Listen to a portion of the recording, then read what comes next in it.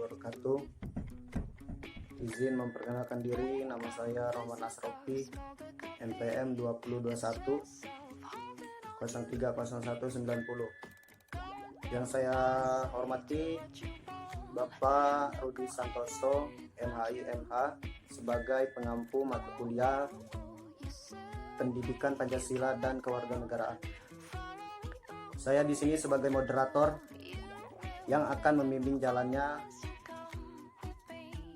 materi-materi yang kami akan sajikan. Adapun anggota yaitu yang pertama bernama Roro Atensi, yang kedua Sumarni. Rangkaian acara yang kita akan lewati, yang pertama sesi penyampaian dan penyajian materi, yang kedua dilanjutkan sesi menutup. Baik teman-teman, langsung saja kita mulai ke sesi yang pertama, yang mana sesi pertama ini penyampaian dan penyajian materi. Waktu dan tempat saya persilahkan.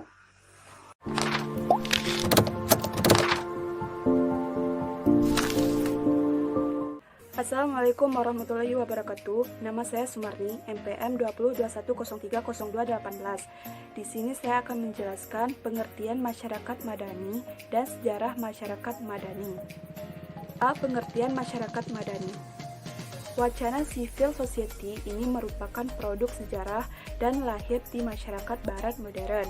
Ia muncul bersamaan dengan proses modernisasi, terutama pada saat terjadi transformasi dari masyarakat feodal menuju masyarakat barat modern. Dalam tradisi Eropa, sekitar pertengahan abad 18, pengertian civil society ini dianggap sama dengan pengertian negara, yakni suatu kelompok atau kekuatan yang mendominasi seluruh kelompok masyarakat lain. Akan tetapi, pada paruh abad ke-18, terminologi ini mengalami pergeseran makna. State dan civil society dipahami sebagai dua belah entitas yang berbeda, sejalan dengan proses pembentukan sosial dan perubahan-perubahan struktur politik di Eropa sebagai pencerahan.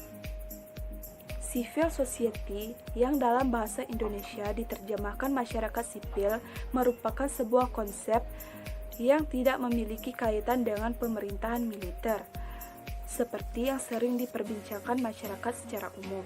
Konsep ini pertama kali lahir dan dapat dilacak akar katanya sejak zaman Yunani kuno. Oleh karena itu, gagasan civil society bukanlah wacana baru. Mereka mengungkapkan bahwa persepsi awal konsep ini sebenarnya berasal dari Aristoteles. Ketika Aristoteles mengungkapkan istilah politik koinonia dalam bahasa Latin, societas civilim, yang berarti masyarakat politik atau komunitas politik. Istilah politik koinonia dari Aristoteles ini dipergunakan untuk menggambarkan sebuah masyarakat politik yang beradab dan memiliki kode hukum sebagai dasar peraturan hidup. Sebagai sebuah wacana kontemporer, masyarakat sampai saat ini belum ada satu kesepakatan rumusan teoritis dan konsep yang baku tentang civil society.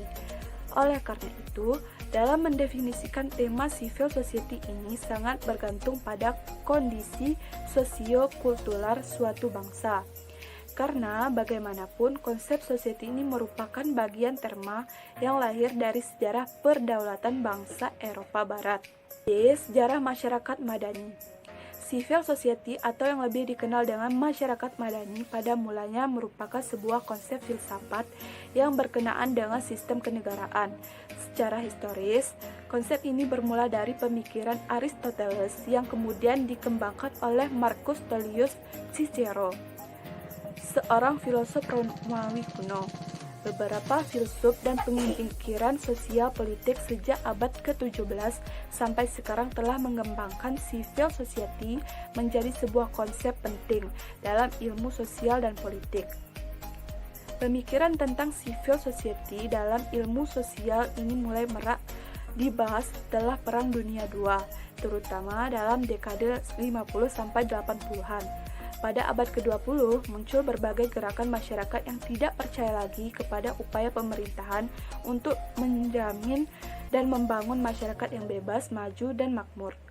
Pada abad ke-20 ini pula, istilah civil society secara konseptual dikembangkan dari pengalaman era pencerahan Eropa Barat pada abad ke-1, yaitu pada masa munculnya kembali Eropa Timur pada dewasa 1980-an sebagai jawaban terhadap negara dengan sistem partai sosialis yang otoriter yang kemudian dapat dijatuhkan.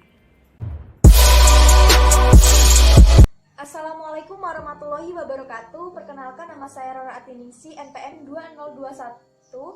2021-030183. Akan menjelaskan tentang karakteristik masyarakat madani dan masyarakat madani di Indonesia. Karakteristik masyarakat madani. 1.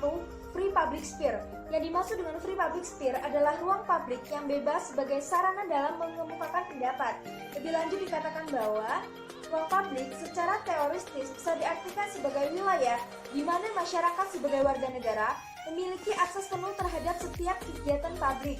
Warga negara berhak melakukan kegiatan secara merdeka dalam menyampaikan pendapat, berserikat, berkumpul, serta mempublikasikan informasi kepada publik.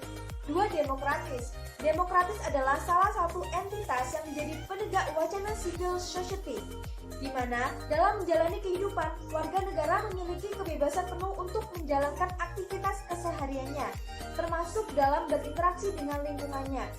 Demokratis berarti masyarakat dapat berlaku santun dalam pola hubungan interaksi dengan masyarakat sekitarnya, dengan tidak mempertimbangkan suku, ras, dan agama. Ketiga, toleran. Toleran merupakan sikap yang dikembangkan dalam civil society untuk mewujudkan sikap yang saling menghargai dan menghormati aktivitas yang dilakukan orang lain. Toleransi ini memungkinkan adanya kesadaran masing-masing individu untuk menghargai dan menghormati pendapat serta aktivitas yang dilakukan masyarakat lain yang berbeda. 4. Pluralisme. Menurut Nurkolis Majid, konsep pluralisme ini merupakan prasyarat bagi tegaknya civil society. Pluralisme menurutnya adalah pertalian kebinekaan dalam ikatan-ikatan keadaban. Pluralisme menurutnya juga suatu keharusan bagi keselamatan umat manusia, antara lain melalui mekanisme pengawasan dan pengimbangan. 5. Keadilan sosial atau social justice. Keadilan dimaksudkan untuk menyebutkan keseimbangan dan pembagian yang proporsional terhadap hak dan kewajiban warga negara yang mencakup seluruh aspek kehidupan. Hal ini memungkinkan tidak adanya monopoli dan pemusatan salah satu aspek kehidupan pada satu kelompok masyarakat. Masyarakat madani di Indonesia. Mengenai kemungkinan berkembangnya civil society atau masyarakat madani di Indonesia, diawali dengan kasus-kasus pelanggaran hak asasi manusia untuk mengemukakan pendapat di muka umum. Kemudian dilanjutkan dengan munculnya berbagai lembaga-lembaga non-pemerintah yang mempunyai kekuatan dan bagian dari sosial kontrol. Selain banyak terjadinya pengambilan alih hak tanah rakyat oleh penguasa dengan alasan pembangunan, juga merupakan bagian dari penyelewengan dan penindasan hak asasi manusia, karena hak atas tanah yang secara sah dimiliki oleh rakyat dipaksa dan diambil oleh penguasa hanya karena alasan pembangunan yang sebenarnya bersifat semu. Melihat itu semua, maka esensial Indonesia memang membutuhkan pemberdayaan dan penguatan masyarakat secara komprehensif, memiliki wawasan dan kesadaran demokrasi yang baik serta mampu menjunjung tinggi nilai-nilai hak asasi manusia. Untuk itu, maka diperlukan pengembangan civil society dengan menerapkan strategi pemberdayaan sekaligus agar proses pembinaan dan pemberdayaan itu mencapai hasil secara optimal. Demikian tadi presentasi kelompok kami.